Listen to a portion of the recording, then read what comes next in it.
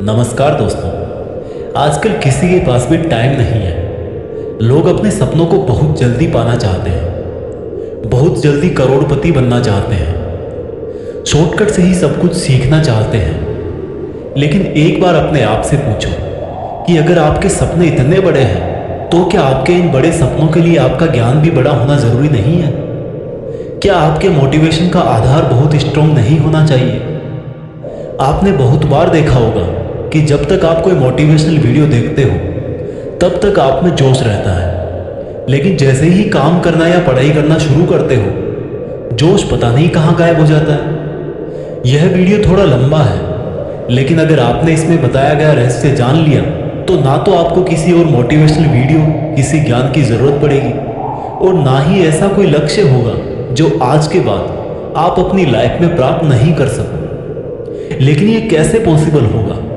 इसके लिए आपको शांति से बैठ के आंखें बंद करके इस वीडियो की पूरी बातों को जब तक समझ में ना आ जाए तब तक बार बार सुनकर अपनी थॉट्स में बिठा लेना चाहिए।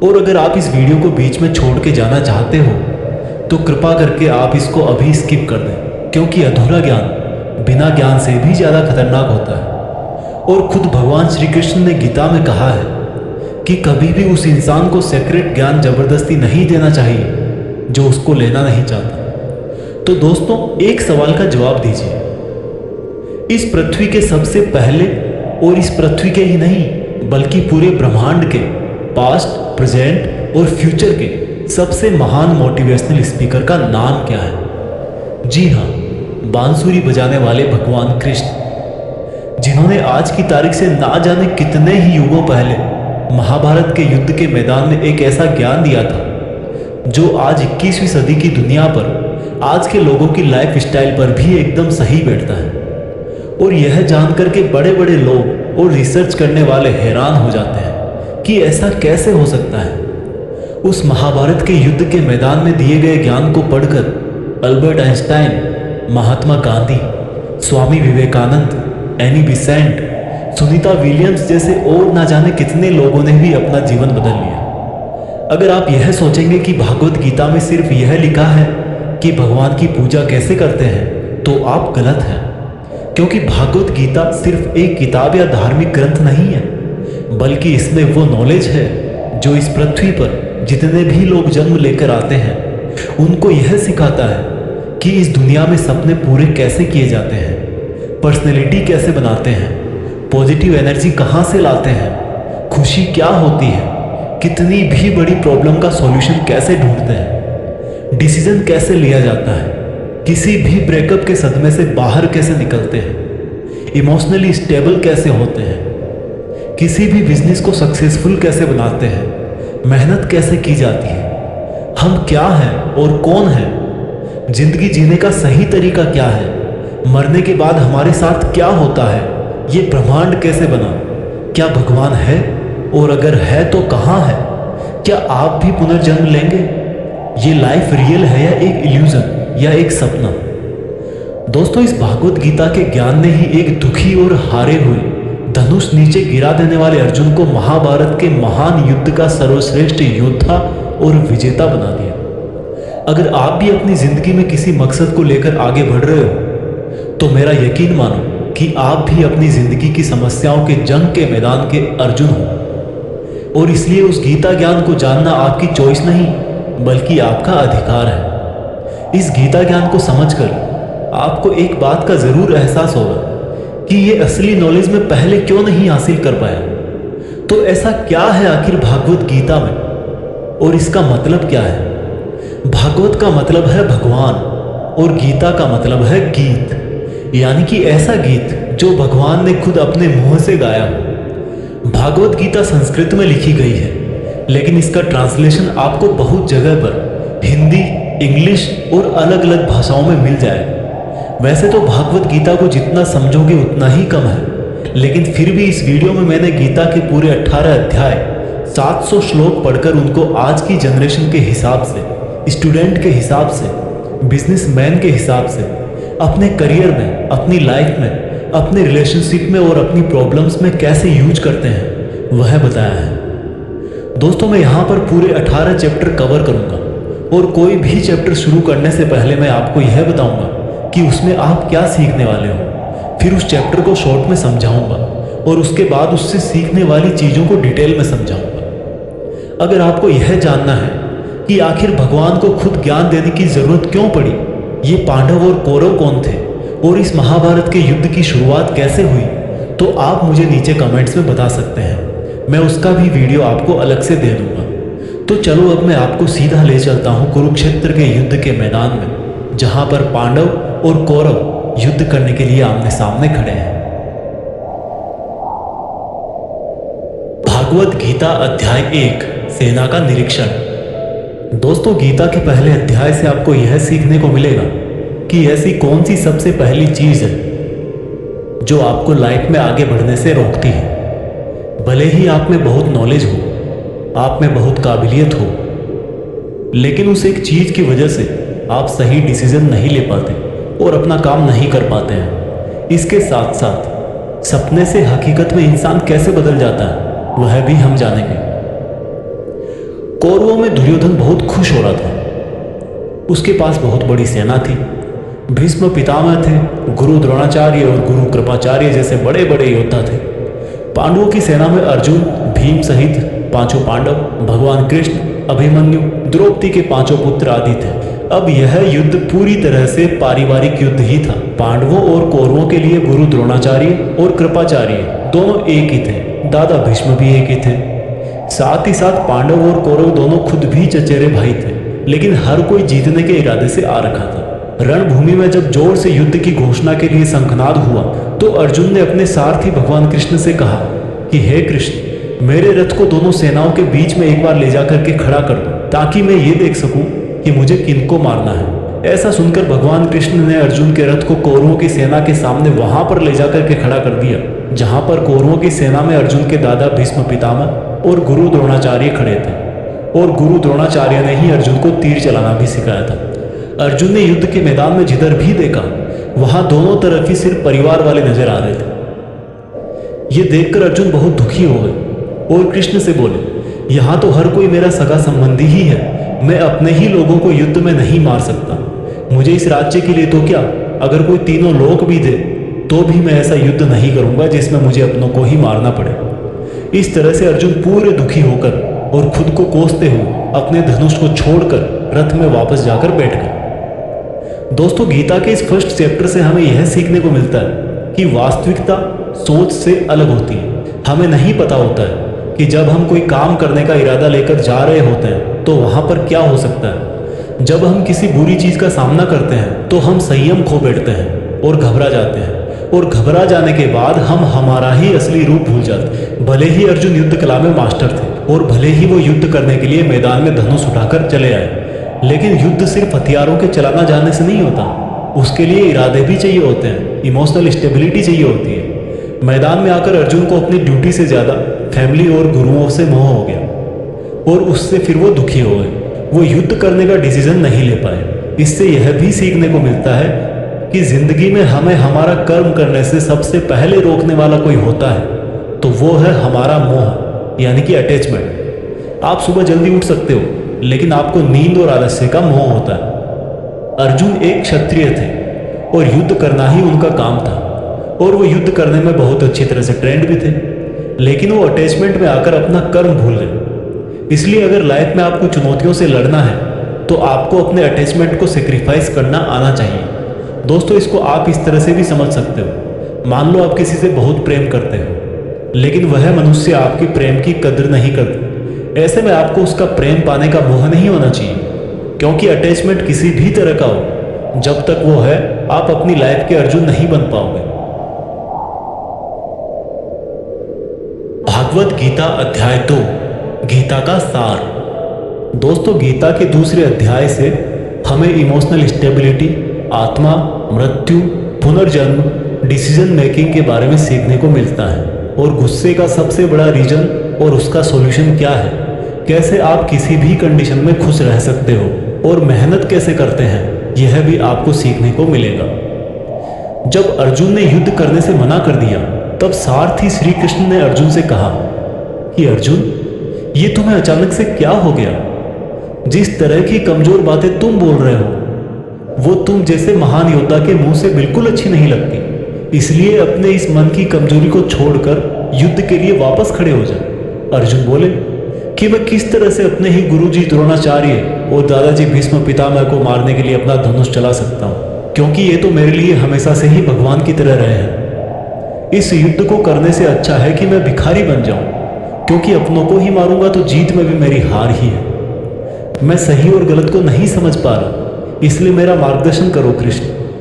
श्री कृष्ण मुस्कुराकर अर्जुन को देखने लगे। भले कोई इंसान उनसे कुछ मांगे और वो दे ही ना, ऐसा भी कभी हो सकता है क्या? यहीं से शुरू होता है भागवत गीता का वो ज्ञान जो आपको भी अर्जुन बनकर ध्यान से सुनना और समझना चाहिए। श्री कृष्ण बोले कि अर्जुन, ये तुझे अचानक से क्या हो गया? तुझ जैसे इंसान को किसी दूसरे की मृत्यु को लेकर नहीं डरना चाहिए। और वैसे भी तुझे क्या लग रहा है, ये लोग तेरे मारने से मर जाएंगे और तू ही इनको मारेगा? इन सब लोगों का और तुम्हारा भी पिछला जन्म भी था और अगला जन्म भी होगा। इसलिए जैसा तुम सोचकर दुखी हो रहे हो वह ज्ञान तुम्हारा अधूरा है।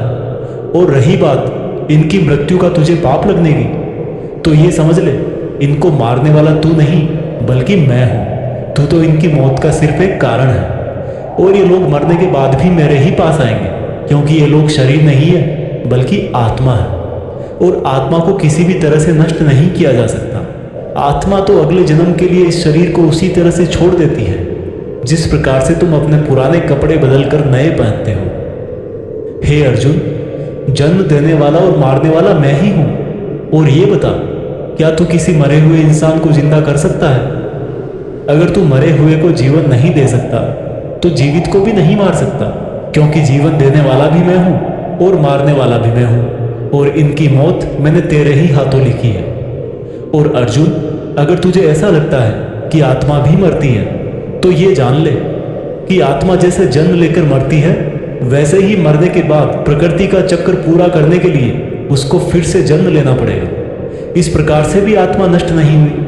और जब प्रकृति ऐसे ही चलती है तो भला तू इसका जिम्मेदार कैसे हुआ? अर्जुन, जिस क्षत्रिय को जीवन में युद्ध करने का अवसर प्राप्त होता है वो ना केवल भाग्यशाली है बल्कि उसका तो धर्म और कर्म ही युद्ध करना है। और अगर तूने ये युद्ध नहीं किया तो इसका मतलब यह होगा कि तूने अपना धर्म और कर्म अच्छी तरह से नहीं निभाया और इसलिए तेरे नाम के साथ कलंक जुड़ जाएगा। और तेरे जैसे अर्जुन के लिए तो कलंक उसकी मौत से भी बड़ा है। जो लोग तुझे बहुत सम्मान दिया करते थे वही लोग तेरी बहुत बुराइयां करेंगे, तेरी वीरता पर सवाल उठाएंगे। इसलिए अर्जुन, तू सुख दुख, हार जीत और फायदे नुकसान को छोड़कर अपने विचारों को स्थिर कर और युद्ध के लिए धनुष उठा, जिससे या तो तू युद्ध में मारा जाकर मेरी ही शरण में आएगा या फिर विजेता बनकर धरती पर ही सुख भोगेगा। हे अर्जुन, तुमने आज तक जितना भी सीखा है वो मेरे इस ज्ञान के आगे बहुत छोटा है। तुम काम करने के पहले ही उसके परिणाम के बारे में सोच लेते हो, जबकि तुम्हें यह जान लेना चाहिए कि फल देने वाला मैं हूं और कर्म करने वाले हो तुम। तुम अपना काम करो, मैं अवश्य अपना काम करूंगा। इस बात पर अर्जुन ने श्री कृष्ण से सवाल किया कि आपने मुझे अपने विचारों को स्थिर यानी कि अपने इमोशंस और थॉट को कंट्रोल करने को कहा है, तो यह मैं कैसे करूं?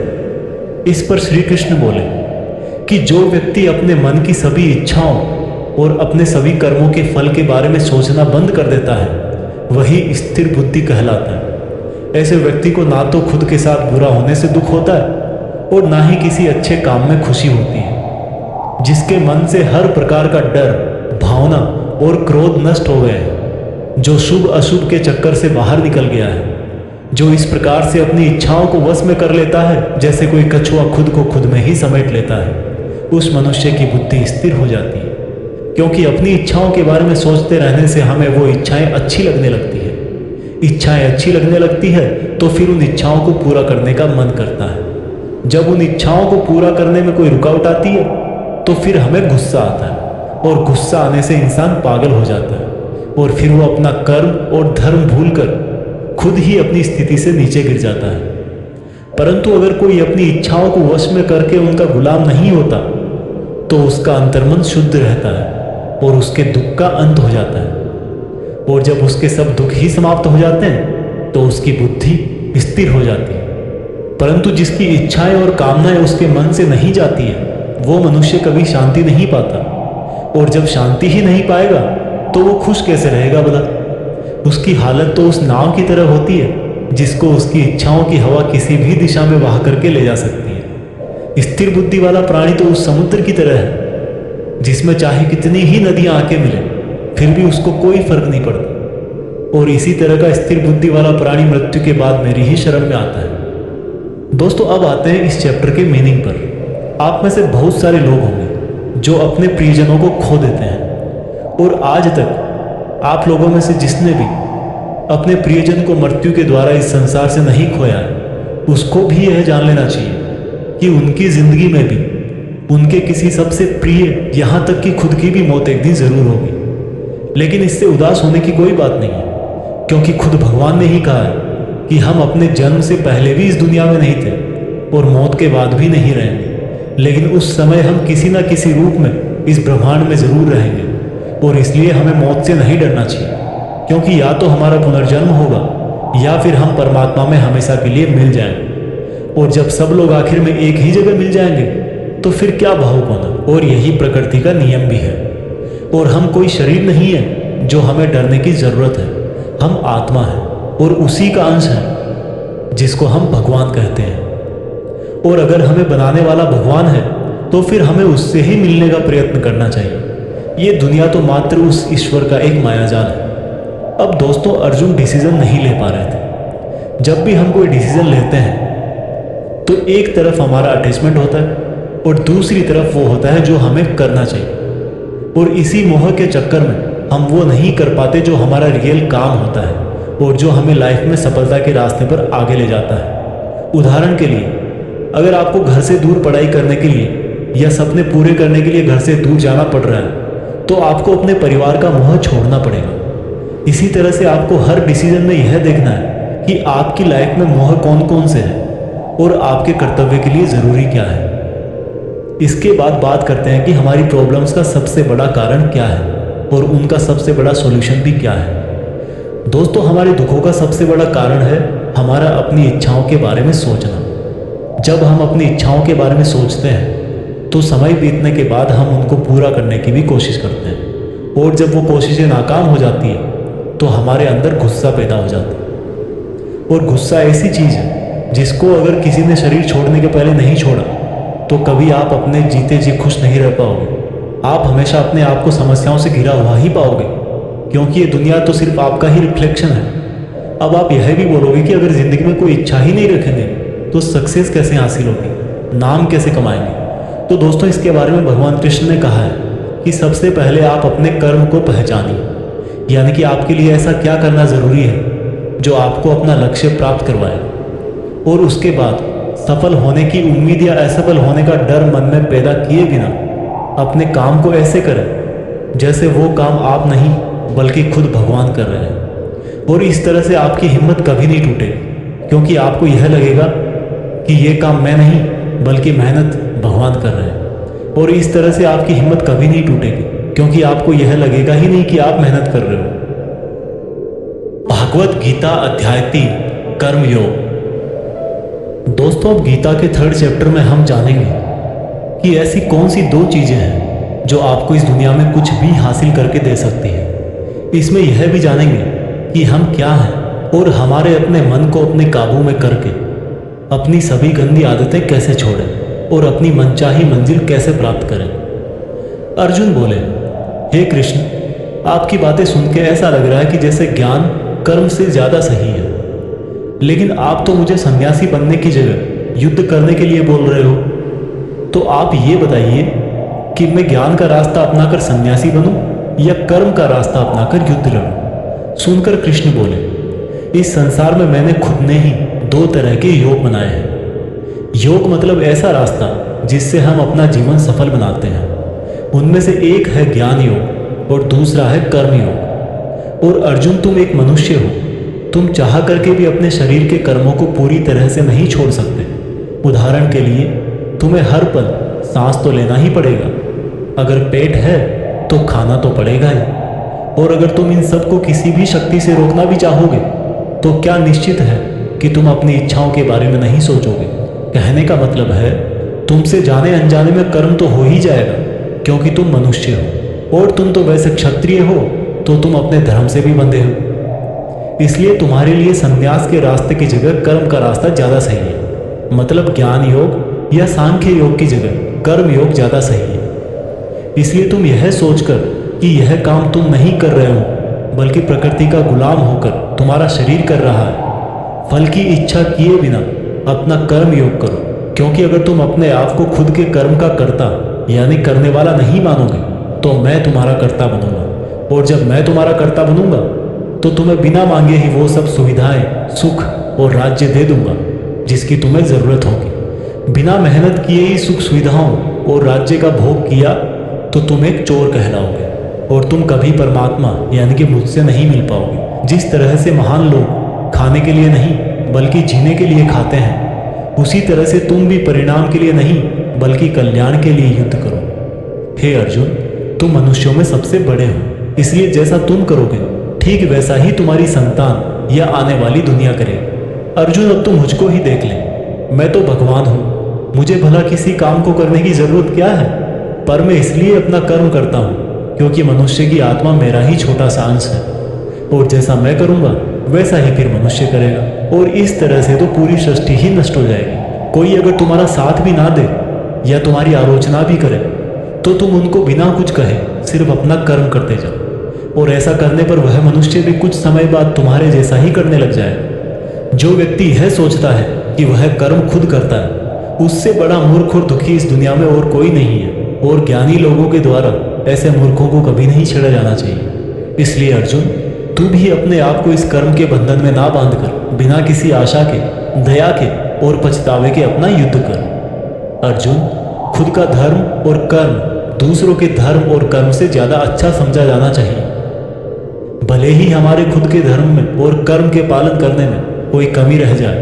अर्जुन ने फिर सवाल किया कि अगर मनुष्य उसी परमात्मा का अंश है तो उससे गलतियां क्यों हो जाती हैं और वो बुरे काम क्यों करता है। भगवान श्री कृष्ण बोले कि मनुष्य शरीर भोग विलास करना चाहता है क्योंकि उसकी प्रकृति वैसी ही है।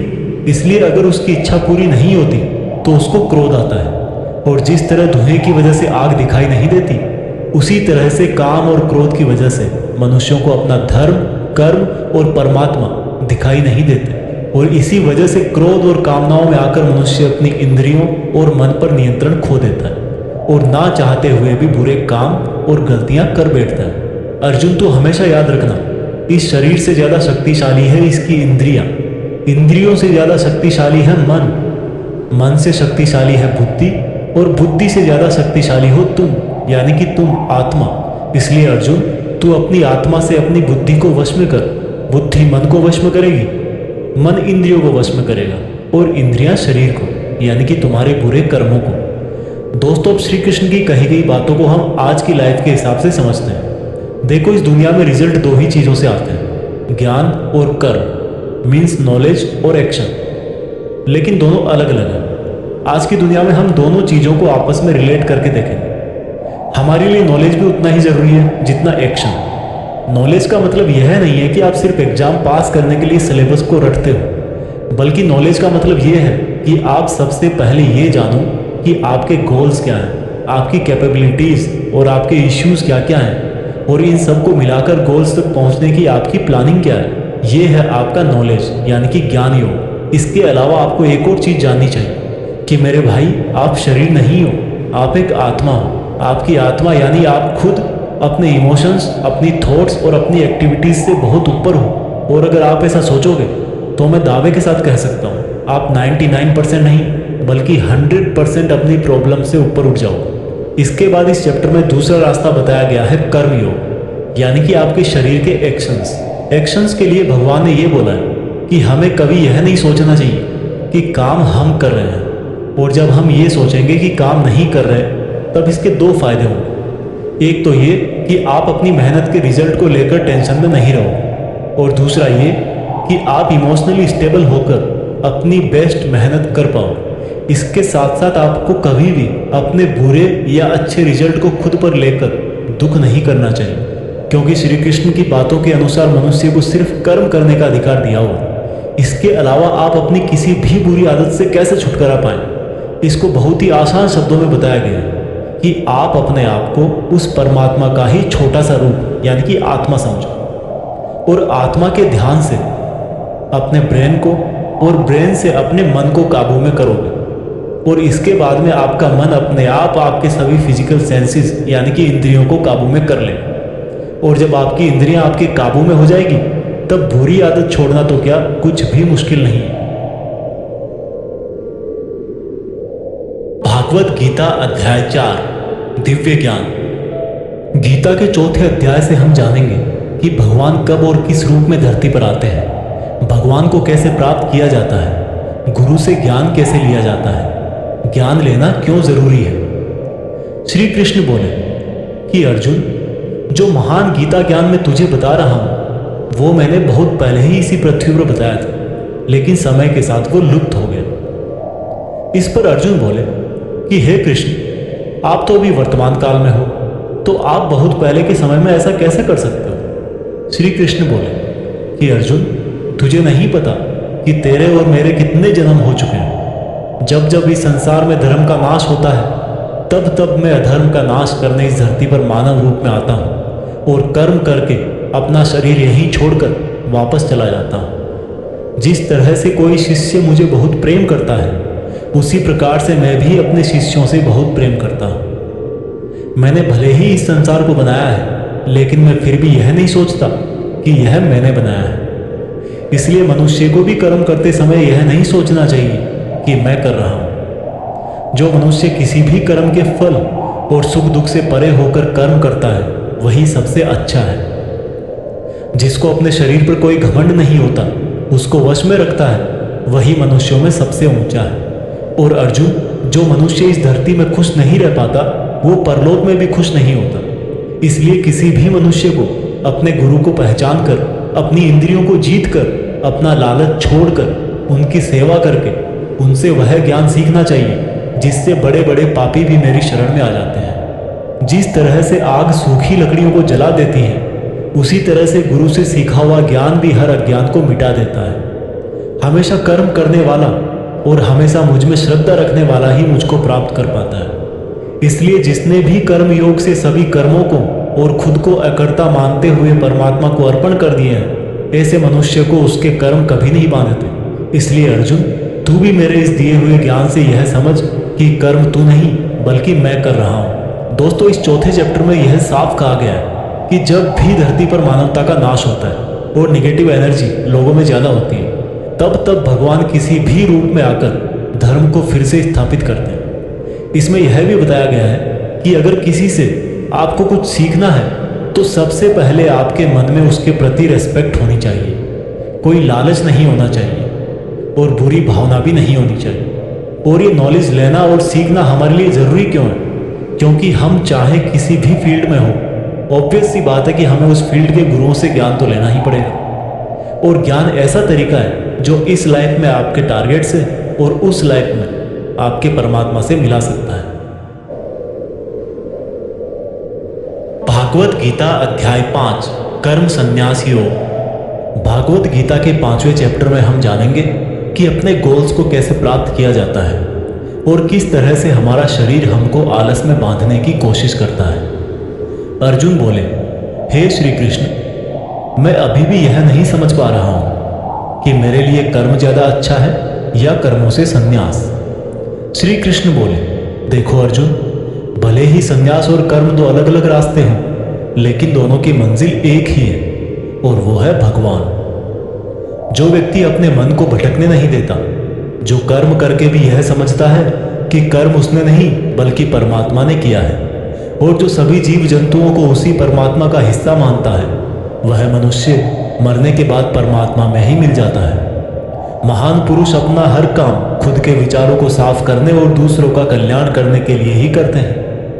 परमात्मा कभी भी मनुष्यों को बुरा काम करने के लिए नहीं उकसाता, बल्कि लोग खुद ही अपने क्रोध और मोह में आकर बुरे कर्मों के साथ साथ उनके फलों का भी निर्माण करते हैं। मैं तो बस उनका फल उन्हीं को वापस देता हूँ। इस शरीर को चाहे कितना ही सुख दे दो, उसकी इच्छाएं तब भी पूरी नहीं होती। इसलिए अर्जुन, तेरे जैसे बुद्धिमान व्यक्ति को शरीर की इच्छाओं में मन नहीं लगाना चाहिए। इस संसार का असली योगी तो वो है जिसने अपने शरीर का नाश होने से पहले अपने क्रोध का नाश कर लिया, जो संपूर्ण प्राणियों का हित करता है, जिसका मन किसी भी कर्म में नहीं बंधता और जो अपने भटकते हुए मन को एक जगह केंद्रित करके परमात्मा को याद करता है, वही व्यक्ति सुखी भी है और परमेश्वर सहित सबका प्यारा भी। हे अर्जुन, ये इंद्रियां, मन, बुद्धि, इच्छा, आशा, डर और क्रोध ही तेरे दुश्मन हैं। इनका त्याग कर।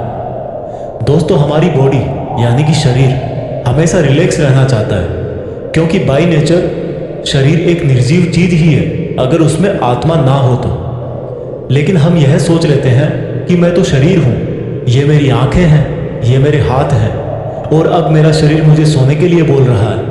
तो इसका मतलब यह है कि आपका शरीर आपकी बुद्धि पर भारी पड़ चुका है। इसलिए आपको यह समझना होगा कि आप आत्मा हो और इस शरीर को आप अपनी बुद्धि से जिस तरह चलाना चाहोगे वह वैसा ही चलेगा। दोस्तों, जो रास्ते भागवत गीता में बताए जा रहे हैं वह मनुष्य को परमात्मा से मिला देते हैं, और अगर आप इन सब बातों को अपनी लाइफ में उतारोगे तो आप अपने सपनों को तो आसानी से हासिल कर ही लोगे। जैसे कि कहा गया है कि भगवान की प्राप्ति के लिए मन को वश में करना बहुत जरूरी है, ठीक उसी प्रकार से आपको अपनी लाइफ में भी मंजिल हासिल करने के लिए मन को वश में करना बहुत जरूरी है। भागवत गीता अध्याय 6 ध्यान योग। भागवत गीता के 6ठे अध्याय में हम जानेंगे कि एक योगी क्या होता है और योगी कैसे बनते हैं। यानी कि आज की लाइफ में बोले तो वह इंसान जो अपनी लाइफ में कुछ बड़ा करना चाहता है। इसके साथ साथ हम यह भी जानेंगे कि क्या होगा अगर आपने इस जीवन में बहुत मेहनत करी लेकिन फिर भी आपके डेथ होने से पहले आपका सपना पूरा नहीं हुआ। श्री कृष्ण बोले, केवल अपने सांसारिक कर्मों को त्यागने वाला ही योगी नहीं होता, बल्कि जो व्यक्ति करने योग्य सब काम को करता हुआ उनके फल का लालच नहीं करता, वही असली योगी कहलाता है। जो व्यक्ति अपने मन को जीत लेता है तो उसके लिए इस संसार में और कुछ भी जीतना जरूरी नहीं होता, और जिसका मन इधर उधर भटकता रहता है उसके लिए इस संसार में कुछ भी पाना आसान नहीं होता, क्योंकि हमारा गुलाम मन हमारा मित्र होता है और अगर हम उसके गुलाम बन जाते हैं तो वो हमारा सबसे बड़ा शत्रु बन जाता है। जो व्यक्ति अपने मन के और संसार के किसी भी विचार, वासना या वस्तु से मोहित नहीं होता और जो मित्र, दुश्मन, महात्मा, पापी, जीव जंतु आदि के प्रति समान दया भाव रखता है, वही योगी की असली निशानी होती है अर्जुन। और जब इस तरह का योगी भाव आने लगे तो बिना किसी आशा के, बिना किसी भय के अपने मन को मित्र बनाकर मेरा ध्यान करना चाहिए। ऐसा योगी नींद और भोजन भी उतना ही करता है जितना आवश्यक हो। ऐसा योगी उसी तरह से अपने वचन पर स्थिर रहता है जैसे पूरी तरह रुकी हुई हवा में दीपक की लौ होती है। जब जब भी उसका मन भटके तब तब उसको उस इच्छा को वश में करके फिर से मन को केंद्रित करना चाहिए। और जब योगी इस संपूर्ण ध्यान की अवस्था में आ जाता है तो बड़े से बड़ा दुख भी उसको उसके स्थान से नीचे नहीं गिरा सकता। अर्जुन ने कहा, मगर हे कृष्ण, यह मन बहुत ही चंचल और हठीला है। इसको एक जगह पर रोकना हवा को एक जगह पर रोकने की तरह बहुत मुश्किल है। श्री कृष्ण बोले, हाँ, ये सत्य है कि मन को वश में करना बहुत कठिन है, लेकिन यह भी जान लो कि बार बार योगाभ्यास और आत्मविश्वास से असंभव को संभव बनाया जा सकता है। अर्जुन ने फिर पूछा कि हे कृष्ण, अगर कोई योगी इस तरह से ध्यान केंद्रित करके योग करे, लेकिन अगर अंतिम समय में किसी कारणवश उसका मन भागने लगे तो क्या उसकी पूरी मेहनत शून्य हो जाएगी? श्री कृष्ण बोले, नहीं अर्जुन, निरंतर परमात्मा की तरफ बढ़ना हर आत्मा का अधिकार है। अगर किसी कारणवश वह योगी आत्मा योग की राह से विचलित भी हो जाती है तो भी उसको योग भ्रष्ट पुण्य पुरुषों के लोक में कई वर्ष सुख और आनंद मिल जाता है, और वहां पर वह ध्यान भ्रष्ट योगी भी सुख में समय बिताकर फिर से किसी पुण्यात्मा के परिवार में जन्म ले लेता है।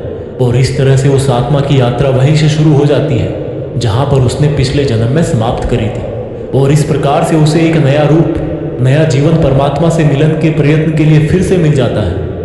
अर्थात उसका पिछले जीवन में किया गया योग बेकार नहीं जाता, लेकिन लगातार प्रयत्न करने वाला योगी इसी जन्म में अपने जीवन चक्र से मुक्त होकर परमात्मा में विलीन हो जाता है। एक योगी तपस्वियों और विद्वानों से भी श्रेष्ठ है। इसलिए अर्जुन, तू भी योगी बन, क्योंकि जो योगियों में भी परम होता है वह मेरा भी परम प्रिय होता है। दोस्तों, हर वो इंसान जिसकी आंखों में कुछ बड़ा करने का सपना है, उसको अर्जुन की तरह ही एक योगी बनना चाहिए। योगी वो इंसान है जो पूरी तरह से इमोशनली बैलेंस्ड है, न्यूट्रल है, जो दूसरों की बातें माइंड नहीं करता और हमेशा अपने टारगेट को पूरा करने के लिए मेहनत करता है। लेकिन दोस्तों, जिंदगी का किसको पता, भगवान ना करे कि ऐसा हो कि कोई इंसान उसके सपने पूरे होने से पहले ही मर जाए, तो उसकी तो मेहनत किसी काम की ना रही और सपने सपने ही रह गए। पर एक बहुत ही सीक्रेट बात भगवान कृष्ण ने इस अध्याय में यह बताई है कि अगर आप मेहनत कर रहे हो और आपने बहुत एक्सपीरियंस गेन कर लिया है, बहुत नॉलेज हासिल कर लिया है, लेकिन फिर भी आपको मंजिल नहीं मिली और किसी रीजन की वजह से, परमात्मा ना करे ऐसा हो, पर आपकी डेथ हो जाए या सपने के लिए मेहनत करते करते बूढ़े होकर मर जाओ, तो इस केस में चाहे आपको जीते जी फल मिले या ना मिले, मरने के बाद में आपको स्वर्ग में अपने कर्मों के अनुसार पूरा सुख मिलेगा। और जब आपके अच्छे कर्मों का बैलेंस खत्म हो जाएगा तो आप फिर से धरती पर जन्म लेकर आओगे और बाय नेचर आप ऐसे माहौल या घर में जन्म लोगे जिसमें आपको पिछले जन्म के ज्ञान वाला लेवल नेचुरली ही मिल जाएगा और आपको उसके आगे की मेहनत करने के लिए फिर से एक पूरी नई जिंदगी मिल जाएगी। ऐसा मैं नहीं, स्वयं कृष्ण ने योगी के बारे में बताते हुए इस गीता के 6ठे चैप्टर के श्लोक नंबर 37 से लेकर श्लोक नंबर 45 तक यही बात कही है और यह भी कहा है कि ये उनके लिए एप्लीकेबल है जो सच में बहुत बहुत मेहनत करते हैं। यह भागवत गीता सार आप YouTube के जीत फिक्स चैनल पर सुन रहे हैं। भागवत गीता अध्याय 7 भगवान का ज्ञान। भागवत गीता के 7वें चैप्टर में बताया गया है कि ईश्वर किस तरह से इस संसार को चलाते हैं, ईश्वर को कौन से भक्त बहुत अच्छे लगते हैं, इंसान भगवान को क्यों नहीं जान पाता है। भगवान कृष्ण बोलते हैं कि हे अर्जुन, अब मैं तुझे वो बातें बताने वाला हूं जिनको जानकर तुझे इस संसार में दूसरा कोई सा भी ज्ञान जानने की जरूरत नहीं पड़ेगी। हजारों लोगों में से कोई एक मुझे प्राप्त करने की कोशिश करता है और ऐसे हजारों कोशिश करने वालों में से कोई एक ही मुझे बहुत समर्पण के साथ प्रेम करता है। मेरे 2 रूप हैं, एक जड़ रूप यानी कि जिसमें पृथ्वी, अग्नि, जल, वायु और आकाश के साथ साथ मन, बुद्धि और अहंकार है। वही दूसरा चैतन्य रूप जिसमें इस सृष्टि का चक्र है। समय को भी मैं ही चलाता हूँ। जल, सूरज, चंद्रमा, ओमकार में मैं ही हूँ। पृथ्वी की सभी पवित्र गंध, अग्नि और बुद्धिजीवियों का तेज, तपस्वियों का तप, धर्मों का पवित्र कर्म, बलवानों का बल और अलग अलग समय कालों का बीज भी मैं ही हूँ। इस संसार के लोग सांसारिक गुणों के गुलाम हैं, इसलिए मुझे नहीं जान पाते और वास्तव में तो ये सांसारिक गुण भी मेरी ही माया है। मगर जो मनुष्य इस मेरे ही माया जाल को तोड़ देता है वो मेरा हो जाता है। माया जाल में फंसे हुए मूर्ख लोग मेरी शरण में नहीं आ पाते हैं। कोई भी भक्त 4 तरह से मेरी पूजा करता है, कोई प्राप्ति चाहने वाला, कोई दुख के संकट में याद करने वाला, मुझे जानने की इच्छा रखने वाला या फिर मुझे पहले से ही जानने वाला। लेकिन इनमें से मुझे अत्यंत प्रेम करने वाला ज्ञानी बहुत पसंद है। ये चारों ही तरह के भक्त दयावान होते हैं, लेकिन ज्ञानी पुरुष तो मानो जैसे मेरा ही रूप हो। और ज्ञानियों में भी जो व्यक्ति मुझे बहुत सारे जन्मों से मानता आया है वो मृत्यु के पश्चात मुझ में ही समा जाता है। जो लोग किसी इच्छा पूर्ति के लिए अगर किसी देवता की भक्ति करते हैं तो मैं उन भक्तों की आस्था उन्हीं देवताओं में स्थिर कर देता हूँ और वो भक्त उन्हीं देवताओं को प्राप्त हो जाते हैं। लेकिन यह फल ज्यादा समय तक नहीं चलता और अगर कोई भक्त अगर किसी भी प्रकार से मेरी ही पूजा करता है तो उसे मैं अपना ही बना लेता हूँ। जो मूर्ख मुझे जन्म लेने और मरने वाला मानते हैं वो मुझे प्राप्त नहीं कर पाते। मैं भूतकाल, वर्तमान और भविष्य को पूरा जानता हूँ, जबकि श्रद्धा रहित लोग मुझे भी नहीं जान पाते। जो भक्त इस सांसारिक मोह और माया को छोड़कर श्रेष्ठ कर्मों का आचरण करके मेरी भक्ति करते हैं वो इस मृत्यु से मुक्त होकर मुझ में ही समा जाते हैं। तो दोस्तों, आज के समय के हिसाब से इस चैप्टर का मतलब आप इस तरह से निकाल सकते हैं। जब आप अपनी लाइफ में कोई टारगेट सेट करते हो तो आप टाइम बीतने के बाद टारगेट को भूलने लगते हो, क्योंकि डिस्ट्रैक्शंस बहुत सारे होते हैं। जैसा श्री कृष्ण ने बताया कि मायाजाल में फंसा हुआ व्यक्ति भगवान को भूल जाता है, ठीक वैसे ही कई बार बहुत मेहनत करने वाला व्यक्ति भी राह से भटक जाता है और सोचने लगता है कि ये टारगेट वारगेट सब बेकार है, लाइफ के मजे लो, कल को पता नहीं रहूं या ना रहूं। और इस तरह के लोगों को गीता में मूर्ख कहा गया है, जो इतना भी नहीं जानते कि ये डिस्ट्रैक्शन तो खुद मेहनत करने वालों को आजमाते हैं कि ये इंसान उसमें उलझ के रह जाएगा या इसको पार कर जाएगा। और इस तरह से लगातार बिना भटके जो हार्डवर्क करता है उसी को सक्सेस मिलती है।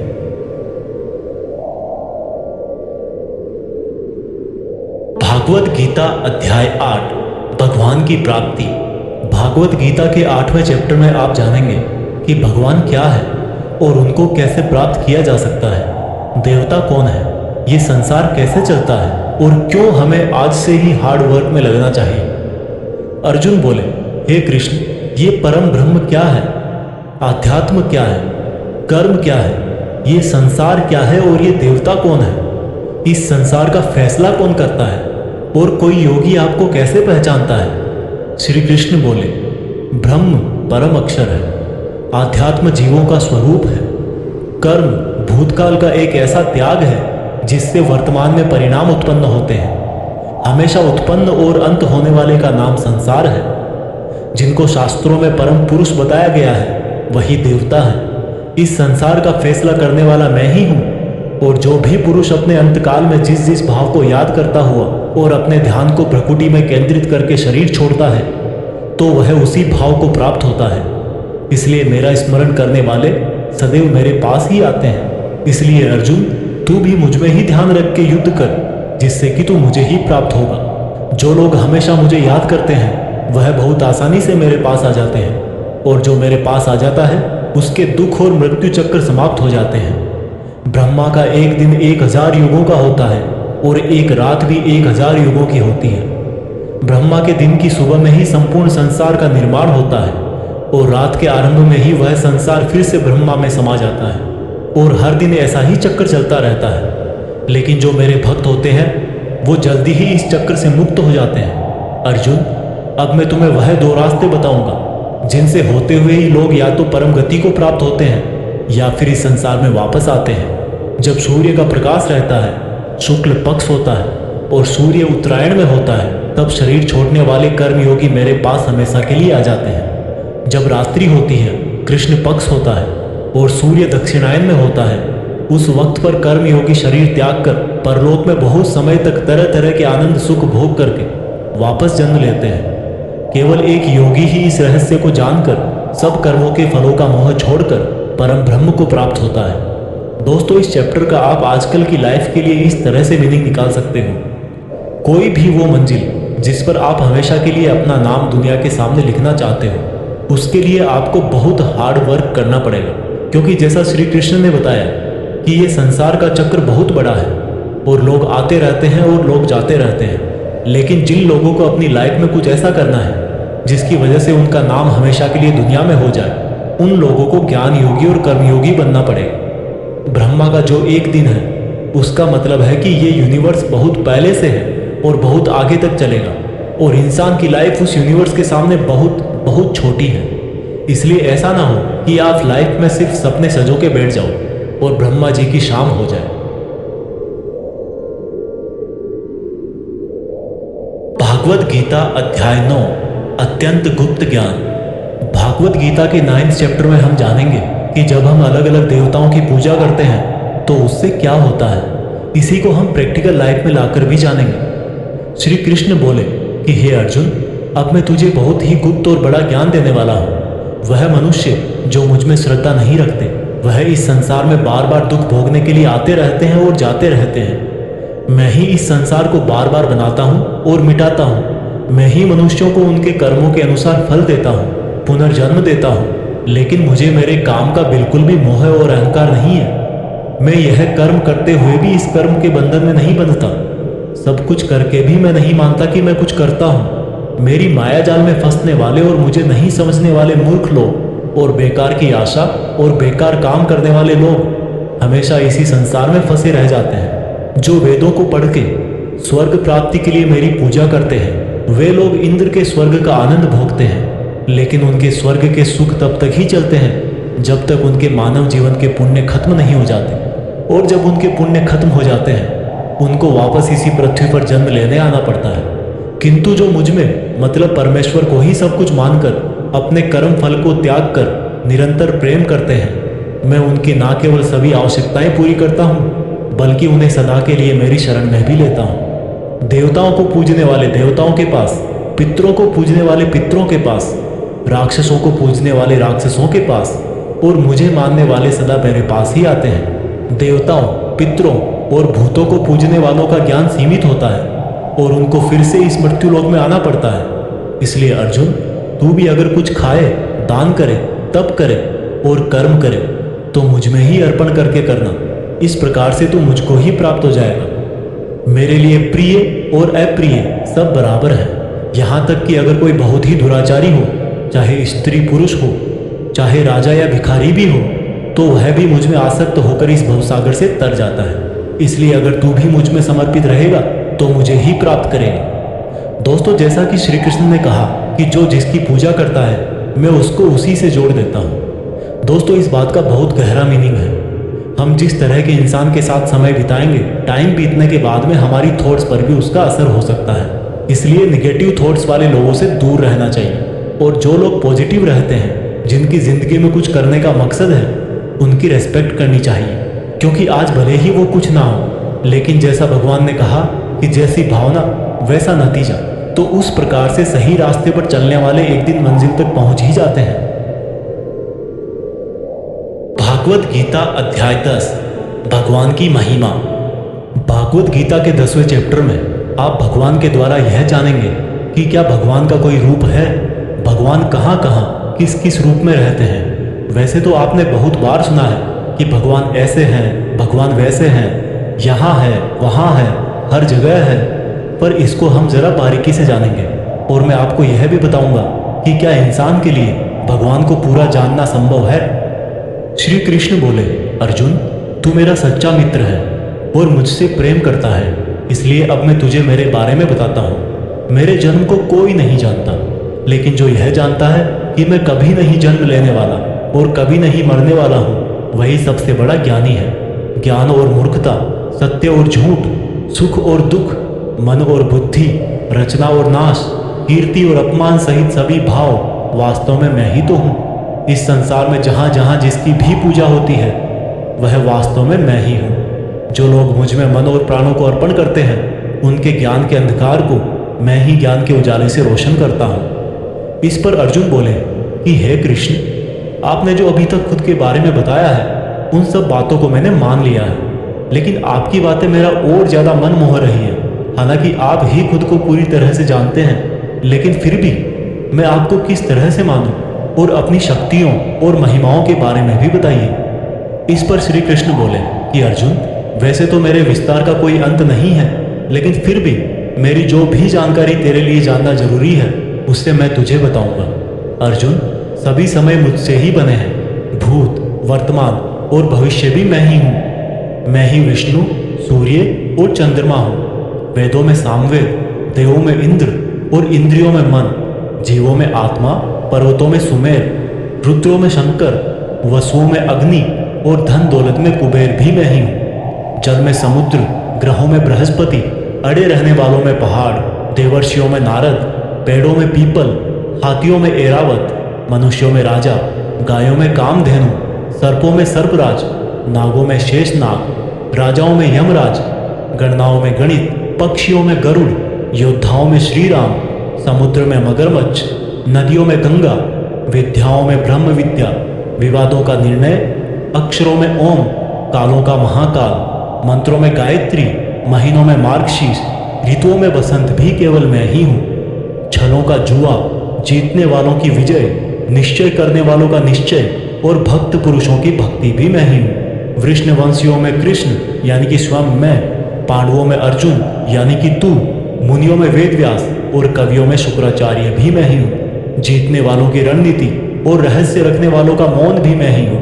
हे अर्जुन, इस ब्रह्मांड में जितना भी जाना और अनजाना है वह सब मैं ही हूँ और मेरा कोई अंत नहीं है। इसलिए हे अर्जुन, मुझे पूरा जानना तेरे लिए किसी काम का नहीं है। बस तू इतना जान ले कि यह संसार तो मेरे एक छोटे से अंश मात्र से ही चलता है। दोस्तों, इस चैप्टर में आप जान गए होंगे कि ऐसी कोई जगह नहीं है जहाँ पर भगवान ना हो। और श्री कृष्ण ने यह भी कहा है कि अर्जुन को ना तो ईश्वर को पूरा जानना जरूरी है और ना ही वो पूरा डिटेल में जान पाएंगे। दोस्तों, इसको आप अपनी लाइफ में इस तरह से रिलेट करो कि जैसे भगवान ने कहा कि मैं अनंत हूँ और तू उतना ही जान जितना तेरे लिए ज़रूरी है। ठीक उसी प्रकार से आपको भी अपनी लाइफ में उन चीज़ों में अपनी एनर्जी और टाइम वेस्ट नहीं करना चाहिए जिनको जानना आपके लिए ज़रूरी नहीं होता। सिर्फ आप इतना ध्यान रखें कि ऐसा कौन सा नॉलेज है जो आपको अपनी मंजिल तक पहुंचाएगा। भागवत गीता अध्याय 11 भगवान का अनंत रूप। भागवत गीता के 11वें चैप्टर में भगवान के विराट रूप के बारे में जानेंगे। अर्जुन बोले, हे कृष्ण, आपके दिए हुए ज्ञान से मेरे संदेह दूर हो गए हैं, लेकिन अगर संभव हो तो मैं आपका महान रूप देखना चाहता हूँ। इस पर श्री कृष्ण ने कहा, अवश्य अर्जुन, परंतु तू इन मानव की आंखों से यह सब नहीं देख पाएगा, इसलिए मैं तुझे यह सब देखने के लिए दिव्य आंखें देता हूँ। इसके बाद जो अर्जुन ने देखा वह वास्तव में कल्पना से परे था। भगवान का ना तो कोई आरंभ था, ना कोई मध्य था और ना कोई अंत था। परम ब्रह्म से इतना प्रकाश निकल रहा था जितना हजारों सूरज से भी नहीं निकल सकता। अर्जुन ने बहुत तरह के संसारों को श्री कृष्ण में समाहित देखा। अर्जुन ने हाथ जोड़ते हुए श्री कृष्ण से कहा, हे परम ब्रह्म, मैं आपके शरीर में सभी देवों को, सब मनुष्यों को देख रहा हूँ, लेकिन आपके शरीर का ना तो कोई आरंभ दिख रहा है, ना कोई मध्य है और ना ही कहीं अंत। आप में हर तरह के अस्त्र शस्त्र हैं, हर तरह के प्रकाश और सूर्य है। स्वर्ग और धरती के बीच का पूरा आकाश मानो आपसे ही भर गया है। कई देवता के समूह आप में प्रवेश कर रहे हैं, कई आपकी वंदना कर रहे हैं, तो कई लोग भयभीत होकर हाथ जोड़े खड़े हैं। आपके अनंत हाथ, पैर, पेट, आंखों, मुंह वाले रूप को देखकर समस्त सृष्टि सहित मैं बहुत व्याकुल हो रहा हूँ। मैं पांडवों कौरवों की संपूर्ण सेना के महान योद्धाओं को अंत होकर आप में जाता हुआ देख पा रहा हूँ। आपके अनेक तरह के उग्र रूप इस संपूर्ण ब्रह्मांड को बहुत ऊर्जा दे रहे हैं। हे कृष्ण, इतने रूपों में आप कौन से हो? मैं आपको पहचान नहीं पा रहा हूँ। इस पर कृष्ण बोले, मैं हर जगह हूँ और मैं ही समय हूँ। इन सेनाओं के योद्धाओं को नष्ट करने के लिए प्रकट हुआ हूँ। इन सब योद्धाओं की मौत मैं पहले ही लिख चुका हूँ। तू तो सिर्फ इनकी मौत का कारण है, मारने वाला तो स्वयं मैं ही हूँ। इस पर अर्जुन भयभीत लेकिन गदगद होकर बोले, हे भगवान, आपका यह रूप देखकर अब मुझे पता लगा कि क्यों योगी, महर्षि, देवता जैसी आत्माएं आपका पूजन करती हैं। आप तो सत्य और असत्य से भी परे हैं। आपके इस रूप का वर्णन करने के लिए मेरे पास कोई शब्द नहीं है। आप ही इस जगत के पालनकर्ता और विनाशक हो। आपको कोटि कोटि नमस्कार, आपको कोटि कोटि नमस्कार, नमस्कार। आपके लिए हर दिशा से नमस्कार, क्योंकि आपका कोई आदि नहीं है, मध्य नहीं है और अंत भी नहीं है। हे प्रभु, मैंने जाने अनजाने में आपको भाई, कृष्ण, मित्र कहा है और कई बार लोगों के सामने आपका मजाक भी उड़ाया है। मुझे आपके इस सत्य का पता नहीं था, इसलिए अगर संभव हो तो मुझे क्षमा कीजिए। मैं आपकी वंदना करता हूँ। पिता जैसे पुत्र को और सखा जैसे सखा को क्षमा कर देता है, वैसे ही आप भी मुझे क्षमा करें। आपके इस रूप को देखकर मैं खुश भी हो रहा हूँ और भयभीत भी हूँ, इसलिए अब कृपा करके आप अपना प्रसिद्ध चतुर्भुज विष्णु रूप दिखाइए। मैं आपको मुकुट, चक्र और गदा के साथ देखना चाहता हूँ। इस पर श्री कृष्ण बोले कि अर्जुन, मैंने तेरे आग्रह पे वह रूप दिखाया है जिसको आज तक कोई मनुष्य नहीं देख पाया है और ना ही देख पाएगा। मेरे इस रूप और अनंत आकार को देखकर तू व्याकुल भी ना हो और पागल भी ना हो, और अब तेरी इच्छा अनुसार तू मेरा चतुर्भुजी रूप भी दे। इस प्रकार से श्री भगवान ने अपना चतुर्भुजी रूप दिखाकर अर्जुन का साहस बनाया और अनंत रूप से उत्पन्न हुई व्याकुलता भी दूर करी। इस पर अर्जुन बोले कि हे कृष्ण, अब मैं आपके इस रूप को देखकर फिर से शांत हो गया हूँ। कृष्ण बोले, अर्जुन, जो चतुर्भुजी रूप तुमने अभी देखा है वो बड़ा ही दुर्लभ है और इसको देखने के लिए देवता भी तरसते हैं। यह चतुर्भुजी रूप किसी भी यज्ञ, दान, तप और वेद से देखा जा सकता है, परंतु अर्जुन, जो तेरी तरह मेरा परम भक्त है,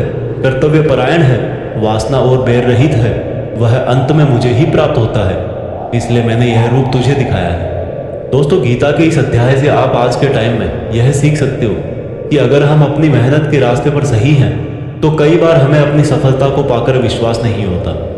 हमें पता ही नहीं लगता कि हमने इतनी मेहनत कर ली, और जब सफलता आती है तब भी लगता है कि ये तो बहुत बड़ी है, मैंने इतनी मेहनत तो की ही नहीं थी। और दोस्तों, यही महान लोगों का एक गुण भी है वो मेहनत करते हैं, लेकिन उनको यह भी आभास नहीं रहता कि वो कितनी मेहनत कर रहे हैं। यह उनके बड़प्पन को दिखाता है।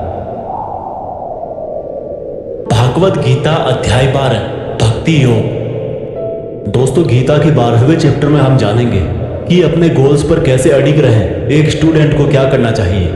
अर्जुन ने कहा कि हे भगवान, आपको क्या मानकर पूजना ज्यादा अच्छा है, रूप या फिर निराकार। श्री कृष्ण ने कहा, जो भक्त मन को एकाग्र करके श्रद्धा से युक्त होकर मुझ सगुण रूप परमेश्वर को भजते हैं, वह मुझे योगियों में श्रेष्ठ लगते हैं। परंतु जो भक्त अपनी इंद्रियों को वश में करके मन बुद्धि से परे मेरे अविनाशी रूप पर ध्यान लगाते हैं, वह मुझे ही प्राप्त होते हैं। जो भक्त अपने कर्मों को मुझ में अर्पण करके मेरा चिंतन करते हैं, वो भी मुझे ही प्राप्त होते हैं। इसलिए तू मन को मुझ में ही लगा। और अगर तेरे लिए मन को वश में करना संभव नहीं है, तो तू योग द्वारा मुझको प्राप्त करने का प्रयत्न कर।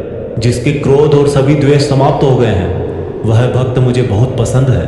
अगर तू मन को रोकने के अभ्यास में भी असफल है, तो तू मेरे लिए ही कर्तव्य परायण हो जा और कर्म फल का त्याग कर दे। अभ्यास से ज्ञान श्रेष्ठ है, ज्ञान से मुझ परमेश्वर का ध्यान श्रेष्ठ है, और इस ध्यान से भी श्रेष्ठ है सभी कर्मों के फल का त्याग करना, जिससे तुरंत ही शांति मिलती है। जो व्यक्ति हर तरह के सुख दुख, शस्त्र और मित्र भाव, लाभ हानि, मोह और इच्छा, हर तरह के मौसम से मुक्त है और सभी प्राणियों को बराबर देखता है, और जो अपने मन और इंद्रियों को पूरी इच्छा शक्ति से वश में किए है, वही परमानंद के लिए श्रेष्ठ है। जो निंदा और प्रशंसा को एक समान समझता है, जो किसी भी स्थान पर किसी भी भोजन के साथ रह सकता है, वह भक्त मुझे श्रेष्ठ लगता है। और उनमें भी जो निष्काम भाव से अपना कर्म और मेरी सेवा करते हैं, वह मुझे अति प्रिय है। दोस्तों, इस चैप्टर में बताया गया है कि आपको अपने खुद के पुराने अनुभवों से सीखना चाहिए। एक स्टूडेंट को या एक उस इंसान को जो अपनी लाइफ में कुछ बड़ा करना चाहता है, उसको कम खाना चाहिए और हर तरह के इमोशन में सिर्फ यह सोचना चाहिए कि खुद का सपना कैसे पूरा करूं। यह भागवत गीता सार आप YouTube के जीत फिक्स चैनल पर सुन रहे हैं। भागवत गीता अध्याय 13 क्षेत्र क्षेत्रज्ञ विभाग योग। भागवत गीता के 13वें चैप्टर में हम जानेंगे कि किस तरह से हमारे एक्शन से रिजल्ट पैदा होता है। श्री कृष्ण ने कहा कि यह शरीर एक क्षेत्र की तरह है, और जो इसको जानता है उसको क्षेत्रज्ञ कहते हैं। क्षेत्र मतलब खेत। जिस तरह से खेत में जैसा बीज डालते हैं, वह उसी प्रकार का सही समय आने पर फल देता है।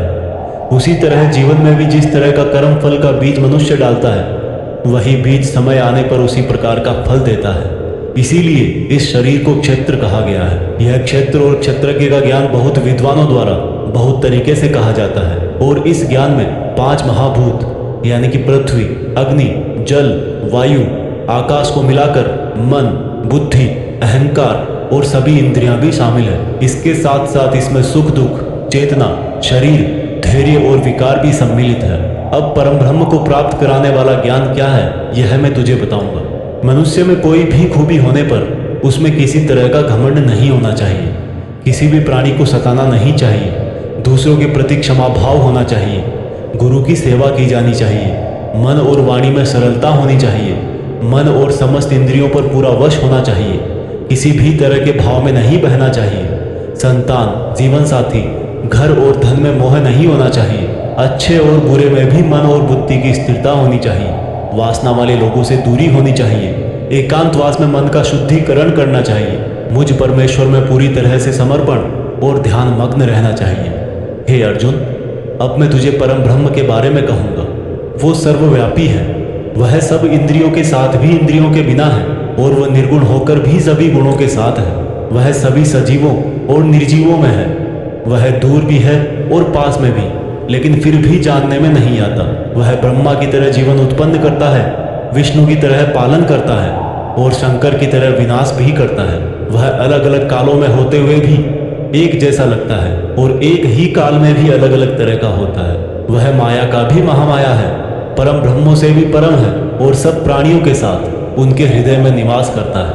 परंतु इसके बाद भी यह जानने के योग्य है, हे अर्जुन, इस प्रकृति और पुरुष का भी कोई आरंभ नहीं है, क्योंकि प्रेम और घृणा और तीनों तरह के गुण अर्थात सत, रज और तम भी प्रकृति से ही आते हैं। कार्य और कार्यों को करने वाली इंद्रियां भी प्रकृति से ही उत्पन्न होती हैं। प्रकृति से जन्मा मनुष्य प्रकृति के ही गुणों को भोगता है और इन्हीं गुणों के भोग के अनुसार ही उसका जन्म और मरण तय होता है। इस तरह से जो भी मनुष्य इस पुरुष और प्रकृति के ज्ञान को जानता है वह कर्म करता हुआ भी मुझे प्राप्त होता है और मुझ परमात्मा को हर मनुष्य अपने अलग अलग तरीके से पाता है। किंतु जो मंद बुद्धि होते हैं वह तो इस ज्ञान को सुनकर और मेरी प्रकृति जानकर ही मृत्यु लोक से मुक्त हो जाते हैं। जो मनुष्य सभी कर्मों को प्रकृति से ही होने वाला मानता है वह अपनी आत्मा को अकर्ता समझकर इस भव सागर से पार हो जाता है। हे अर्जुन, जिस तरह से आसमान का पदार्थ काफी पतला होता है और इसीलिए वो दूषित नहीं होता, उसी प्रकार से यह आत्मा शरीर में सूक्ष्मता से रहती है जिससे ये कभी दूषित नहीं होती। इस प्रकार से प्रकृति, पुरुष और चेतना के ज्ञान से तू भी मुझ परम ब्रह्म को प्राप्त हो जा। दोस्तों, इस चैप्टर में यह बहुत ही बारीकी से बताया गया है कि इस तरह से हमारे ही कामों से हमें तकलीफ या खुशी मिलती है। मान लीजिए हमारा शरीर खेत की तरह है और हम हैं इसके किसान। अब हम जो भी इस खेत में बोएंगे फल भी उसी बीज के अनुसार हमें भविष्य में जाकर मिलता है। इसलिए यह हमारे आज के एक्शंस पर ही डिपेंड करता है कि हमें फ्यूचर में क्या मिलने वाला है। भागवत गीता अध्याय 14 प्रकृति के 3 गुण। दोस्तों, भागवत गीता के 14वें चैप्टर में हम जानेंगे कि किस तरह से हमारा स्वभाव और यह संसार 3 गुणों में बटा हुआ है। श्री कृष्ण बोले, हे अर्जुन, अब मैं तुझे संसार के उन 3 गुणों के बारे में बताऊंगा जो आत्मा को शरीर के मोह से बांधते हैं और जिन्हें जानकर कोई भी मनुष्य मुझे पा सकता है। यह तीनों गुण हैं सत्वगुण, रजोगुण और तमोगुण। सत्वगुण इन सभी गुणों में श्रेष्ठ है और यह ज्ञान और सुख से जोड़ता है। रजोगुण कामना और आसक्ति से उत्पन्न होता है जो कि कर्म और उसके फल में बांधता है। तमोगुण मनुष्य को भोग विलास, आलस्य और निद्रा में बांधता है। हे अर्जुन, सत्वगुण सुख देता है, रजोगुण कर्म करवाता है और तमोगुण मनुष्य को उसके स्थान से भी बहुत नीचे गिरा देता है। इन्हीं भी 2 गुणों को वश में करने से तीसरे गुण की प्राप्ति होती है। जिस पल मन में शांति और ज्ञान बढ़ा हुआ लगे उस समय यह मानना चाहिए कि सत्वगुण बढ़ रहा है। जिस पल मन में लालच और स्वार्थ का आभास हो उस समय रजोगुण बढ़ता है। जिस समय मन में अंधकार, विषयों में आसक्ति, आलस्य और निद्रा हो उस समय मनुष्य में तमोगुण होता है। सत्वगुण में मरने वाला मनुष्य परमात्मा को प्राप्त होता है। रजोगुण वाला मनुष्य फिर से जन्म लेकर मनुष्य बनता है और तमोगुण वाला प्राणी अगले जन्म में कीट पतंग बनता है। सात्विक कर्म का परिणाम है सुख, राजस कर्म का परिणाम है दुख और तामस कर्म का परिणाम अज्ञान होता है। जो व्यक्ति इस बात को जानता है कि यह 3 गुण ही उससे सब काम करवाते हैं तब वह अपने कर्तापन से और इस संसार से मुक्त हो जाता है और इस तरह से सोने, पत्थर और मिट्टी को एक जैसा समझने वाला मनुष्य परम ब्रह्म अर्थात मुझे प्राप्त हो जाता है। दोस्तों, यह 3 प्रकार सात्विक, राजस और तामस हमारी डेली लाइफ में बहुत यूजफुल है। अगर आप मेहनत करके कुछ उम्मीद नहीं करोगे तो आप हमेशा खुश रहोगे। अगर आप किसी अच्छे रिजल्ट की कामना करके मेहनत कर रहे हो तो कोई गारंटी नहीं कि खुशी होगी या दुख होगा। अगर आपने किसी का नुकसान करने के लिए कर्म किया है तो यह निश्चित है कि किसी न किसी समय आपको ही दुख मिलेगा। भागवत गीता अध्याय 15 पुरुषोत्तम योग। दोस्तों, गीता के 15वें चैप्टर में बताया गया है कि किस प्रकार से यह दुनिया एक इल्यूजन है और कैसे हम इसमें उलझकर रह जाते हैं। श्री कृष्ण बोले कि यह संसार बरगद के एक उल्टे पेड़ की तरह है जिसकी जड़ें ऊपर है और डालियां, पत्ते नीचे की तरफ। पत्तियां वेदों को दिखाती हैं और डालियों के अंत में फल कार्य फल के जैसा है। इस पेड़ की जितनी भी शाखाएं हैं वो 3 तरह के गुण यानी कि सत्व, रज और तम से ही बनी है। इसकी जड़ों में स्वयं परमात्मा विराजमान है। इस पेड़ की शाखाओं के अंत में नई कोंपले मनुष्य की इच्छाओं को दिखाती है। यह पेड़ हर दिशा में इस तरह से बढ़ा रहता है कि ज्ञान के अभाव में मनुष्य इसमें उलझकर ही रह जाता है और जो इस पेड़ के रहस्य को जान लेता है वह परम ब्रह्म को प्राप्त हो जाता है। इसलिए इस माया वाले जीवन रूपी बरगद के पेड़ को ज्ञान की कुल्हाड़ी से काटकर उचित योग का पालन करके उस परम ब्रह्म को ढूंढना चाहिए और जिसका मान, मोह, सम्मान, अपमान सभी नष्ट हो गए हैं और बुद्धि स्थिर हो गई है वह पुरुष इससे मुक्ति पा सकता है। और मुक्ति पाकर जिस परम पद को वे पुरुष प्राप्त होते हैं उसको कोई भी सूरज रोशन नहीं कर सकता क्योंकि वह मेरा परम धाम है। हे अर्जुन, इस मानव शरीर में आत्मा मेरा ही अंश है और यह आत्मा ही मृत्यु के बाद दूसरे शरीर में चली जाती है। यह शरीर कान, आँख, त्वचा, जीभ, नाक और मन से ही इन इंद्रियों का और वासनाओं का सेवन करता है, और यह केवल ज्ञानी जन ही जानते हैं। इस संसार में शरीर नाशवान है और आत्मा अविनाशी है, और इन सब में सबसे श्रेष्ठ है परमात्मा, जो कि सब लोगों का पालन पोषण करता है। इसलिए मैं ही पुरुषोत्तम हूँ। दोस्तों, इस चैप्टर में हमने देखा कि हम जिंदगी में बहुत बार उस चीज़ के पीछे भागते हैं जिसको हासिल करके भी हमारी इच्छा खत्म नहीं होती। हम जितनी इच्छाएं पूरी करते हैं उतनी ही और बढ़ जाती हैं। इसलिए उस इंसान को जिसको लाइफ में कुछ बड़ा करना है, उसको अपने डिटर्मिनेशन से उन इच्छाओं के जाल को काट देना है। तभी वह इस इल्यूजन वाले ट्री से परमात्मा को, यानी कि आपकी पर्सनल लाइफ के केस में सक्सेस को ढूंढ पाएगा। भागवत गीता अध्याय 16 दो स्वभाव। दोस्तों, गीता के 16वें चैप्टर में बताया गया है कि मनुष्य के कौन से दो नेचर या बिहेवियर होते हैं। श्री कृष्ण बोले, हे अर्जुन, इस संसार में दो तरह के स्वभाव हैं, देवीय स्वभाव और असुरी स्वभाव, यानी कि देवता के समान और राक्षस के समान। पहले मैं तुझे देवीय स्वभाव के बारे में बताऊंगा। कभी भय ना करना, अपने मन को शुद्ध रखना, हमेशा परमात्मा को ही याद करना, इंद्रियों को वश में रखना, धर्म ग्रंथों का पाठ करना, किसी भी जीव को कष्ट नहीं देना, हर तरह के भाव में सम रहना, हर जीवात्मा को बराबर समझना, कभी क्रोध और मोह ना करना, क्षमा करना, धैर्य रखना, और यहाँ तक कि अपने ही गुणों का भी अभिमान नहीं करना देवीय स्वभाव है। अब मैं तुझे असुरी स्वभाव बताऊंगा। घमंड, क्रोध, सांसारिक आसक्ति, नफरत, अज्ञान, वासनाएं, आशाएं करना और शरीर को इंद्रियों के वश में रखना असुरी स्वभाव है। असुरी स्वभाव वाले ना तो सम्मान से बात करते हैं और ना ही सत्य बोलते हैं। बुरे कर्मों से जिनका स्वभाव पूरी तरह से नष्ट होकर बुद्धि मंद हो चुकी है और जो इस संसार में सिर्फ नाश का कारण ही बनते हैं, इन व्यक्तियों की इच्छाएं कभी पूरी नहीं होती। उन व्यक्तियों का सुख सिर्फ इंद्रियों के सुख तक ही सीमित है। वह हमेशा और अधिक वस्तुएं प्राप्त करने में ही लगे रहते हैं। वह हर काम को करने वाला खुद को ही मानते हैं। वे सिर्फ दिखावे के लिए ही धर्म और दान करते हैं। देवीय स्वभाव से मुक्ति होती है, जबकि असुरी स्वभाव से बंधन उत्पन्न होता है। असुरी स्वभाव वालों को तो मैं बार बार असुरों में ही जन्म देता हूँ। इस तरह से असुरी हमेशा नीचे गिरते रहते हैं। हे अर्जुन, काम, क्रोध और लोभ ही नरक के 3 द्वार हैं। इसलिए इनको जितना जल्दी हो छोड़ देना चाहिए। जो भी मनुष्य इन तीनों नरक के द्वारों को छोड़ देता है, वह तो फिर मेरे ही आश्रय में आता है। इसलिए हे अर्जुन, तू शास्त्रों सहित इस देवीय स्वभाव को प्राप्त करके आगे बढ़ता जा। दोस्तों, इस चैप्टर का मीनिंग तो आपको आसानी से समझ में आ ही गया होगा। आखिर में जो 3 नेगेटिव फैक्टर्स बताए गए हैं, वासनाएं, गुस्सा और लोभ, यह सबसे बड़े दुश्मन हैं। इनसे जरा बच के रहना। भागवत गीता अध्याय 17 श्रद्धा के रूप। दोस्तों, गीता के 17वें अध्याय में आप जानेंगे कि कर्मों को, भोजन को, यज्ञ को, तप को, ज्ञान वगैरह को कौन से 3 भागों में बांटा गया है। अर्जुन बोले, हे कृष्ण, जो मनुष्य शास्त्रों को छोड़कर देवों की पूजा करते हैं वो क्या है, सात्विक, राजस या तामस? कृष्ण बोले, हे अर्जुन, जो व्यक्ति देवों को पूजते समय जिस तरह का विचार रखते हैं वे उसके हिसाब से ही सात्विक, राजस या तामस बनते हैं। सात्विक लोग देवताओं को पूजते हैं, राजस यक्ष और राक्षसों को, और तामस प्रेतों को।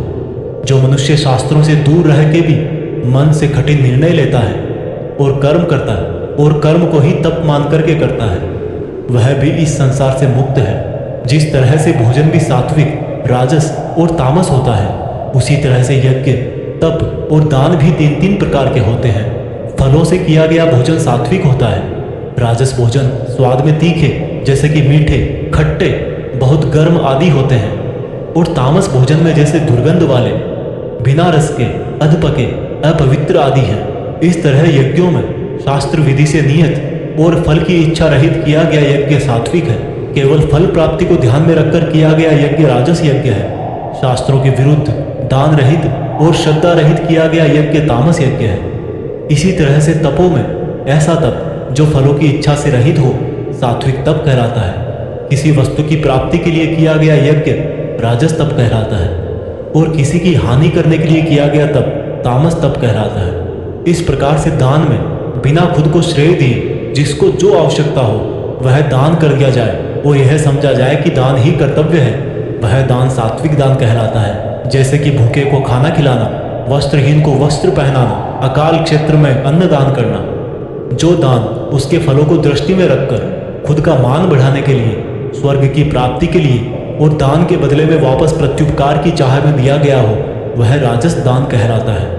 जो दान बिना सम्मान के किसी को अपमान करके बलपूर्वक दिया जाता है या किसी अयोग्य को दिया जाता है तो उसको तामस दान कहते हैं। श्रद्धा सहित, फल की इच्छा रहित और जगत कल्याण के लिए किया गया दान, यज्ञ और तप मनुष्य को इस संसारी माया से मुक्त करके मुझ में विलीन करता है। दोस्तों, इस चैप्टर में आपने सुना कि हर कर्म के 3 प्रकार होते हैं और इन कर्मों को करते टाइम आपके मन में जैसी भावना या जैसा मकसद होता है उसी तरह से आपको फल मिलता है। और ये तीनों प्रकार हैं सत, रज और तम।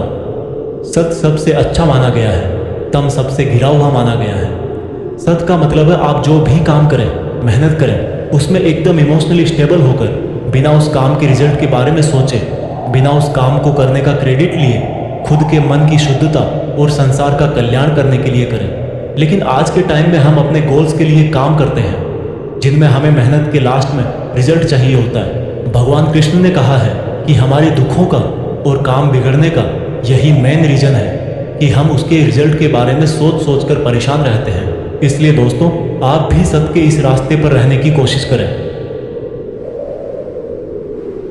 भागवत गीता अध्याय 18 उपसंहार। दोस्तों, गीता के 18वें और आखिरी चैप्टर में हम जानेंगे कि क्या त्याग और संन्यास एक ही है। इस पूरे गीता ग्रंथ का निचोड़ भी आपको इसी चैप्टर में मिल जाएगा, इसलिए आपको इस चैप्टर को लास्ट तक ध्यान से सुनना चाहिए। अर्जुन बोले, हे कृष्ण, मैं त्याग और संन्यास के बारे में जानना चाहता हूँ। श्री कृष्ण ने उत्तर दिया कि अर्जुन, इस संसार में कुछ लोग कर्मों के फलों को छोड़ने को त्याग कहते हैं और अगर कर्मों को ही त्याग दे तो उसको संन्यास कहते हैं। कुछ लोग सभी कर्मों को दोष भरे और सभी दुखों का कारण मानकर उनका त्याग करने के लिए बोलते हैं और कुछ लोग बोलते हैं कि यज्ञ, तप और दान वाले कर्म कभी भी नहीं त्यागने चाहिए। इसलिए अर्जुन, अब तू मेरे से त्याग और संन्यास को अच्छी तरह से समझ। इन दोनों में से मैं त्याग को पहले बताऊंगा क्योंकि यह त्याग भी 3 तरह का होता है, सात्विक, राजस और तामस। यज्ञ, तप और दान ये तीनों त्याग के योग्य नहीं बल्कि फल की इच्छा के बिना किया गया यज्ञ, तप और दान, यही सात्विक त्याग कहे जाते हैं। मतलब जो शास्त्रों में दिया गया कर्म और धर्म जिसमें फल और आसक्ति ना हो उसको सात्विक त्याग कहा जाता है। कोई मनुष्य अगर सभी कर्मों को यह समझकर त्याग दे कि यह कर्म ही दुखों का कारण है तो यह त्याग राजस त्याग कहलाता है। किसी अन्य मोह के कारण अगर किसी कर्म का त्याग कर दिया जाए तो त्याग को तामस त्याग कहते हैं। जो व्यक्ति किसी भी काम से ना तो प्रेम करता है और ना ही नफरत करता है, ऐसा बुद्धिमान व्यक्ति ही सच्चा त्यागी है। मनुष्य शरीर कितना भी प्रयास कर ले लेकिन वो फिर भी पूरी तरह से कर्म को नहीं छोड़ सकता, जैसे कि सांस लेना।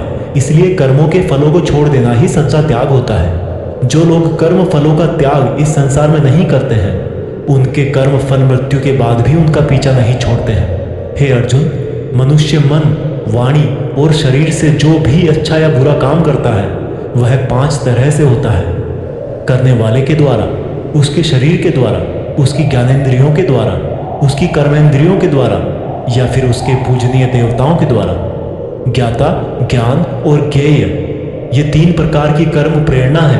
कर्ता, कारण और क्रिया ये 3 तरह के कर्म संग्रह है। अर्जुन, ज्ञान, कर्ता और कर्म ये तीनों भी 3 तरह के हैं। जिस ज्ञान में परमात्मा को अमर और अनंत माना जाता है वह ज्ञान सात्विक है। जिस ज्ञान में परमात्मा को अलग अलग समयों में अलग अलग नामों से जाना जाता है वह राजस ज्ञान है।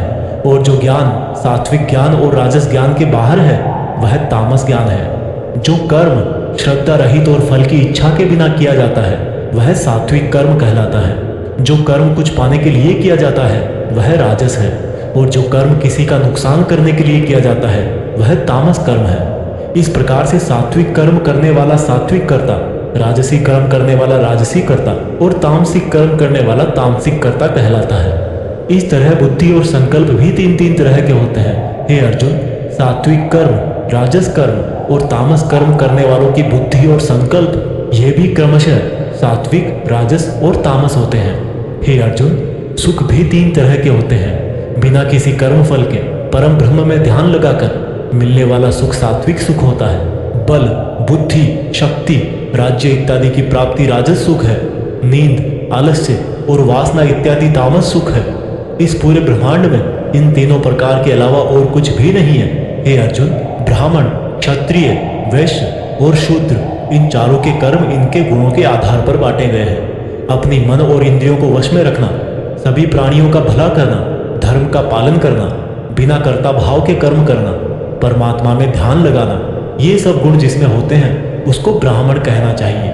बल, बुद्धि, दान, वीरता, शासन, ये सब क्षत्रिय के कर्म हैं। खेती, व्यापार इत्यादि वैश्य का काम है तथा इन सब वर्णों की सेवा करना शूद्र का कर्म है। हे अर्जुन, दूसरों के धर्म और कर्म से तो अच्छा है भले ही कम गुणों वाला हो, लेकिन अपना ही कर्म और धर्म निभाए, और ऐसा करना ही मोक्ष के द्वार खोलता है। मानव कर्मों में कुछ ना कुछ कमियां तो रहती ही है, फिर भी उसको खुद का कर्म नहीं छोड़ना चाहिए। जिस तरीके से कोई व्यक्ति भगवान को पा सकता है वह अब मैं तुझसे सारांश में कहूँगा।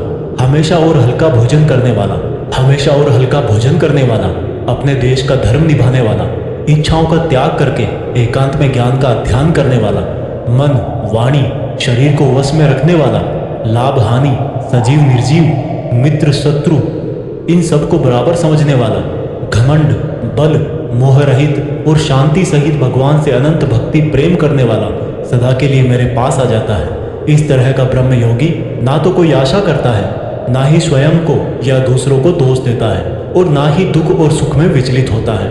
इस तरह का परम योगी सब कर्म करता हुआ भी स्वयं को कर्ता ना समझकर मुझ परमात्मा को ही कर्म करने वाला समझता है। हे अर्जुन, इस तरह से तू भी इन बातों को समझकर अगर अपना धर्म और कर्म निभाएगा तो तू भी मुझ में परम पद पाएगा। और अगर तू इस तरह बोलकर कि मैं युद्ध नहीं करूँगा, मेरे ज्ञान को नहीं मानेगा, तो अपने धर्म, कर्म और परमार्थ से भटक जाएगा और नष्ट हो जाएगा।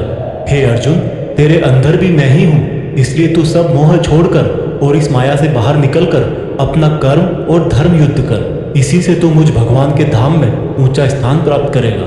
अर्जुन, मैंने पूरे रहस्यमय और गोपनीय ज्ञान तुझे अच्छी तरह से बता दिए हैं, फिर भी तू अब जो समझकर करना चाहे वैसा करना। लेकिन अर्जुन, तू मुझे बहुत ही प्रिय है, इसलिए मेरा ही भक्त बन और मुझे ही सदा प्रणाम कर। मैं प्रतिज्ञा करता हूँ कि ऐसा करने से तू मेरे ही पास आएगा। फिर भी यदि तुझे ऐसा लग रहा है कि तू पाप करने जा रहा है, तो जब तू मेरी ही शरण में आ जाएगा तो मैं तेरे पूरे पापों को माफ कर दूंगा। इसलिए तू दुखी मत हो। और अर्जुन, तू इस दिव्य ज्ञान को उस व्यक्ति से मत कहना जो इसको सुनना नहीं चाहता, या भक्ति और कर्म नहीं करना चाहता, या परमात्मा में दोष निकालता हो। परंतु तू जिस भी मेरे भक्त को मेरा प्रिय समझकर यह ज्ञान कहेगा, वह भक्त इस संसार में मेरा सबसे प्रिय भक्त होगा। इस गीता ज्ञान को समझना ही वास्तविक ज्ञान यज्ञ है, और इस ज्ञान यज्ञ से भी कोई भक्त मुझे प्राप्त कर सकता है। हे अर्जुन, अब मुझे यह बता, क्या तेरा अज्ञान मिट गया है? अर्जुन उठकर बोले, हे परम ब्रह्म श्री कृष्ण, मैंने आपका संपूर्ण ज्ञान अपनी बुद्धि में बिठा लिया है और अब मैं स्थिर हूँ, और जैसा आपने मार्गदर्शन किया है मैं ठीक उसी प्रकार से अपने कर्तव्य और धर्म का पालन करूँगा। दोस्तों, चाहे कितनी भी मुश्किलें आए, जो इंसान खुद भगवान कृष्ण की इन बताई गई बातों को फॉलो करता है, उनको अपने जीवन में उतारता है, उसकी ना केवल पूरी प्रॉब्लम सॉल्व हो जाती है, बल्कि उसे जीने का, अपने सपनों को हासिल करने का तरीका भी पता लग जाता है। कुछ लोग ये भी बोलते हैं कि गीता ज्ञान सिर्फ हिंदू धर्मों का ग्रंथ है, जबकि भगवान ने खुद कहा है कि व्यक्ति जाति और धर्म से नहीं, गुणों से ब्राह्मण होता है, और इस भागवत गीता पर सभी मनुष्यों का बराबर हक है। आज की ये दुनिया कर्म भूमि है। कर्म और मेहनत का सिद्धांत सबके लिए एक होता है। इसलिए आप सब लोग इस गीता ज्ञान को बार बार सुने, हर एज के पुरुष और महिलाओं को सुनाएं, ताकि आप अपनी कर्म स्थल के अर्जुन बनकर अपने जीवन का लक्ष्य हासिल कर सको। जय श्री कृष्णा, जय हिंद, वंदे मातरम।